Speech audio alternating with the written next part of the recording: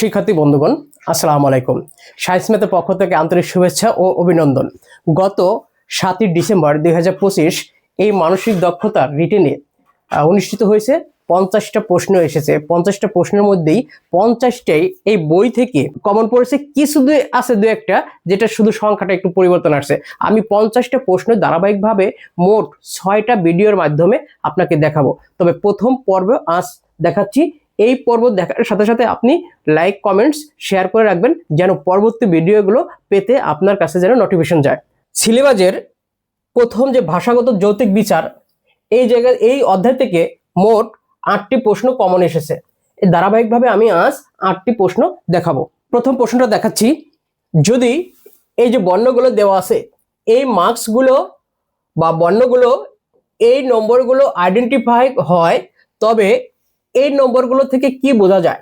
এটা সরাসরি এই বই থেকে প্রশ্ন এসেছে। হলো কোডিং ডিকোডিং থেকে 9 নম্বর পৃষ্ঠার 5 নম্বর অঙ্ক, সরাসরি হুবহু, কোনো পরিবর্তন নেই। তাহলে এই অঙ্কটা কিভাবে এসেছে দেখি।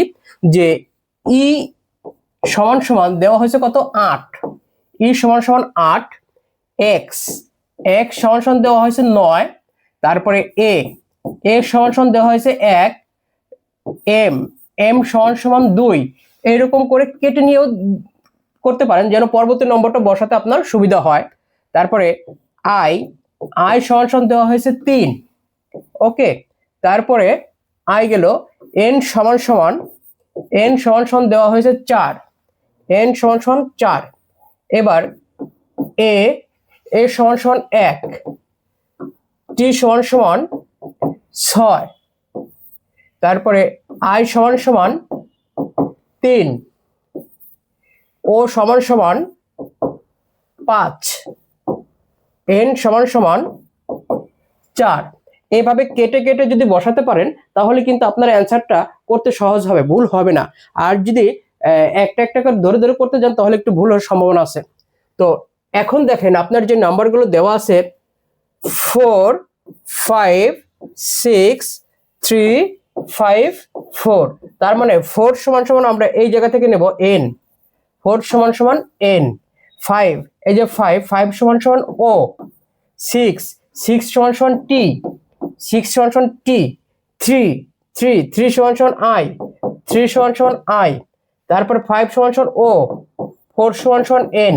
তার মানে আমার এই শব্দটা হলো N O T I O N. এটা উত্তর হবে ঘ। তো এইভাবে উত্তরটা আপনি সহজে করে আসতে পারবেন। এবার আমরা পরবর্তী অঙ্কতে চলে যাচ্ছি। দ্বিতীয় অধ্যায়ের অবস্থান, সারীয় অবস্থান থেকে 13 নম্বর পৃষ্ঠার ঠিক 1 নম্বর অঙ্কটা হুবহু আসছে। এটা বিষয় বলছে যে ক্লাসের সাথীর অবস্থান উপর দিক থেকে নবম, এই উপর দিক থেকে নবম, আর নিচের দিক থেকে 38তম। তারপরে নিচের দিক থেকে 38তম। ওই ক্লাসে মোট শিক্ষার্থীর সংখ্যা কত? তো এইরকম যদি সারির অবস্থান জানতে চাওয়া হয় তাহলে প্রথম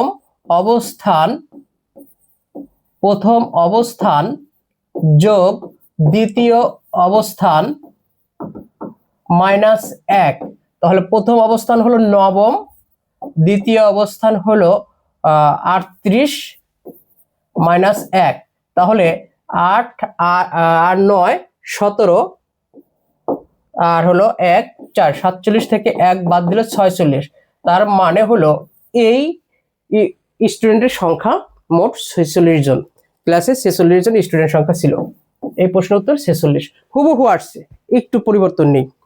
এবার 3 নম্বর প্রশ্নটা আসছে এই বইয়ের 15 পৃষ্ঠা 17 নম্বর অঙ্কটা একই রকম। এবার আমরা দেখে আসি।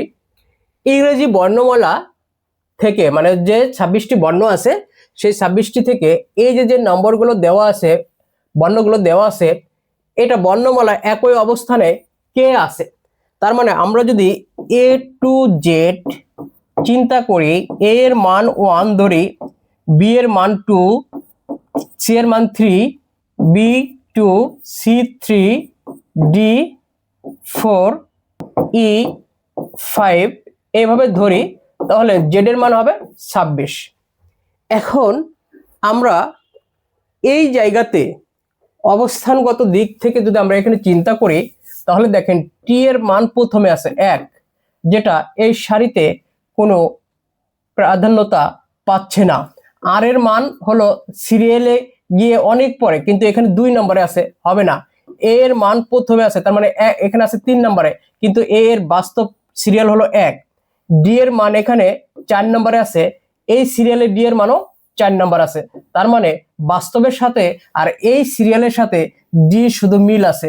তার মানে এই প্রশ্নের উত্তরটা হবে ডি, যার বাস্তব এবং এই শব্দে সিরিয়ালে সে 4 নম্বর অবস্থানে আছে, বিধায় এর উত্তরটা হবে ডি। 4 নম্বর প্রশ্নটা এই বই থেকে আসছে, রক্তের সম্পর্ক 27 নম্বর পৃষ্ঠার ঠিক 2 নম্বর অঙ্কটা হুবহু আসছে। আমি প্রতিটা অঙ্ক দেখাই দেব। যে রাজু একজন ব্যক্তির ছবির দিকে তাকিয়ে আছে, এভাবে তাকিয়ে আছে। সে বলছে ব্যক্তিটি হলো আমার দাদির একমাত্র ছেলের, আমার দাদির একমাত্র ছেলে মানে কি আমার বাবার মেয়ে, তার মানে আমার বাবার মেয়ে মানে কি আমার বোন। তাহলে ব্যক্তির সাথে যে রাজুর সম্পর্ক ভাই বোন। তাহলে এই অঙ্কগুলো করার সময় একটু যদি জেনারেশনটা হিসাব করেন তাহলে সহজ হয়। দেখেন আমরা এটাকে ফার্স্ট জেনারেশন মনে করব, আর বাবা মা চাচা চাচি সেকেন্ড জেনারেশন মনে করব, আর দাদা দাদি থার্ড জেনারেশন মনে করব। তাহলে কিন্তু অঙ্ক করা সহজ হয়ে যাবে। দেখেন রাজু নামধারী, আমরা ফার্স্ট জেনারেশন। ওকে, এটা রাজু। এখন বলছে রাজুর সে ব্যক্তির দিকে তাকিয়ে বলছে যে সে হলো আমার দাদির, তাহলে দাদি মানে থার্ড জেনারেশন, এই জায়গা দাদি, এটা দাদির একমাত্র ছেলে, তার মানে সেকেন্ড জেনারেশন, এই জায়গায় আসলো চাচা বাবা ইত্যাদি, ঠিক আছে, সেকেন্ড জেনারেশন। এখন বলছে একমাত্র ছেলের মেয়ে, তার মানে এই থার্ড জেনারেশন, মেয়ে। তার মানে দেখেন এই যে রাজু আর মেয়ে এরা কিন্তু একই জেনারেশনের মধ্যে, আর এদের মধ্যে সম্পর্ক ভাই বোনের, এছাড়া আর কোনো কিছু হওয়ার কিছু নেই। তো সুতরাং এদের মধ্যে সম্পর্ক হলো ভাই বোন। প্রশ্নটা পড়েও কিন্তু সহজে বোঝা যায়। রাজু যে ছবির দিকে তাকিয়ে আছে ওই ছবিটির বলতেছে ওই ছবিটি হলো আমার দাদির একমাত্র ছেলে মানে আমার বাবা, তার হলো মেয়ে, মানে একদিন যদি ছেলে হয় তার মেয়ে মানে কি আমারই তো বোন, তার মানে ওই ছবির সাথে আমার সম্পর্ক হলো ভাই বোন। এভাবে একটু মেমোরি দিয়ে বুঝলে সহজে হয়ে যায়, কিন্তু যখন একটু ক্রিটিক্যাল মনে হবে তখন ঠিক আপনি যদি জেনারেশন ভাগ করে করেন না, খুব সহজে কিন্তু হয়ে যাবে। আপনি বই থেকে যে উদাহরণগুলো আছে আপনি 5টা এরকম জেনারেশন ভাগ করে করেন, দেখেন আপনার কাছে খুব ইয়ামি লাগবে, এত স্বাদ লাগবে। 5 নম্বর অঙ্কটিতে আমরা একটু দেখি যে এখানে বলছে এই বইয়ের 10 নম্বর অধ্যায় থেকে পৃষ্ঠা 57 এবং 6 নম্বর আপনি দেখে নিন।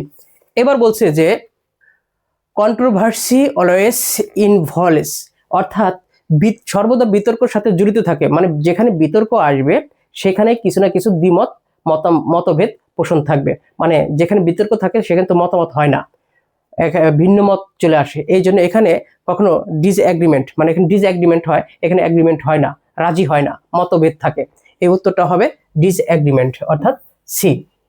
এবার 6 নম্বর অঙ্কটা এই বইয়ের 67 পৃষ্ঠা 6 নম্বর উত্তরটা দেখবেন। এখানে বলছে যে বিদ্যুৎ থেকে যেমন আমরা আলো পাই, ঠিক তেমনি মানুষের কাছ থেকে আমরা কি পাই? মানুষের কাছ থেকে আমরা প্রতিভাটা পেয়ে থাকি। এটা সাধারণত তোমার জানার বিষয়, এটা মুখস্থর বিষয়, বা এটা একটু বিষয়টা ভালোভাবে উপলব্ধি করলে মনে থাকবে যে সাধারণত বিদ্যুৎ থেকে আলো পাই, মানুষের কাছ থেকে আমরা সাধারণত প্রতিভা পাই। এবার 7 নম্বর অঙ্কটা বলছে এই বইয়ের 91 পৃষ্ঠার 1 নম্বরের মতো, একটু পরিবর্তন আছে, তেমন কিছু না, কিন্তু দেখাই দেব। বলছে যে মানুষের কাজকর্মের চালিকা শক্তি একমাত্র অনুপ্রেরণা, পেশনা বা ইচ্ছা। মানুষ যে কাজকর্মগুলো করে এটার একমাত্র অনুপ্রেরণা বা পেশনা বা ইচ্ছা, এটাকে প্রকাশ করা হয়। এবার এই বই থেকে বর্ণগুলো দিয়ে তৈরি হয়েছে 99 পৃষ্ঠার 11 নম্বর। এই অঙ্কটা কি বলছে যে এই যে ইংরেজি বর্ণমালাগুলো দেওয়া আছে, এই বর্ণমালাগুলোকে সাজিয়ে একটা শব্দ তৈরি করো। সেই শব্দটা যেন কি হয়? নদী হয়, পাখি হয়, দেশ হয়, না মহাসাগর হয়? তো এটা আসলে খুব সহজ একটা জিনিস, যেটা আমরা নিজেরা জানি। এই টোটাল শব্দটাকে তৈরি করলে হবে হলো